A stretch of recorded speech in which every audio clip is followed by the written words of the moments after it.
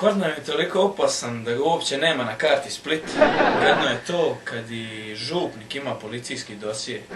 Samo jedan jedini put su dva pandura ušla u kvart. I to nisu bili panduri, nego striperi. Kako je kvart ofucan, govori činjenica da smo mi dobro stojeća obitelj, a kako smo mi siromašni, to je strava.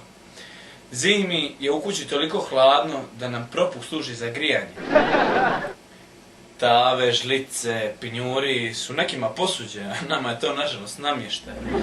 Mi kao se obitelj jutros dobro nasmijala. Došao je poštar i donio nam je račun za struju. Mi nemamo struju. Još se stanje pogoršava, jutro su brata Žohar izbacili iz oporuke i rekli su nam da samo vikendom smijemo koristiti njihov hodnik. Znate koja je razlika između naše i mišje rupe? Mišja rupa ima vrat.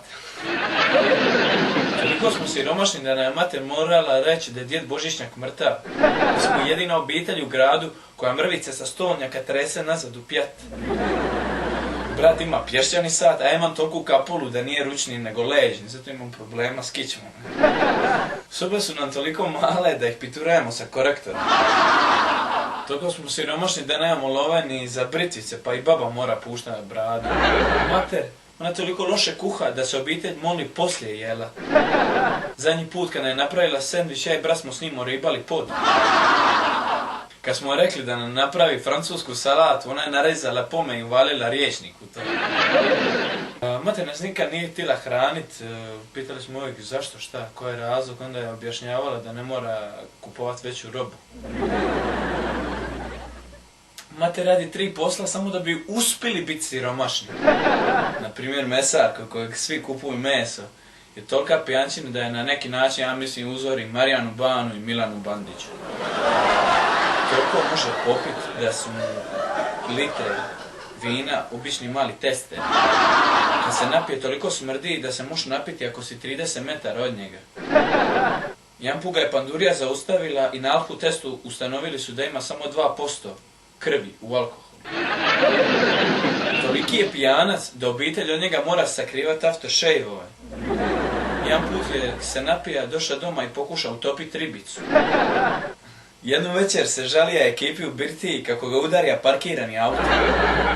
Zatim je drugu večer ušao sa toplim govnom u ruci i reka: ekipa, vidite u što sam umalo ugazio. Kad se vrati doma iz birtije, sidne na televiziju i gleda kauč. Ako je Bandić gradonačelnik Zagreba, on sigurno može biti senator, ako je mirilo alkohol.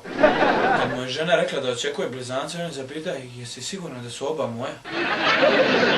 Sjećam se Božića kad nam je mater prvi put poklonila životinjsko carstvo prije 2 godine.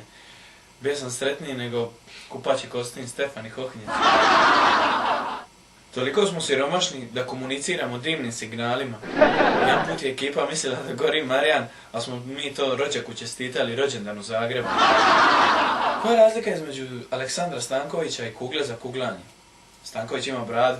A razlika između kugle za kuglanje i njegove žene, kugla ima 3 upotrebljive ruke. Da izlazi časopis Čela godine, ja mislim da bi on, Novković i Rojs bili uvjerljivo na stranici. Još da imaju perut, sva trojica bi parili Rafaelu. Ipak svaka čast tim ljudima jer ja ih poštujem. Kao Milan Bandić prometne znakove.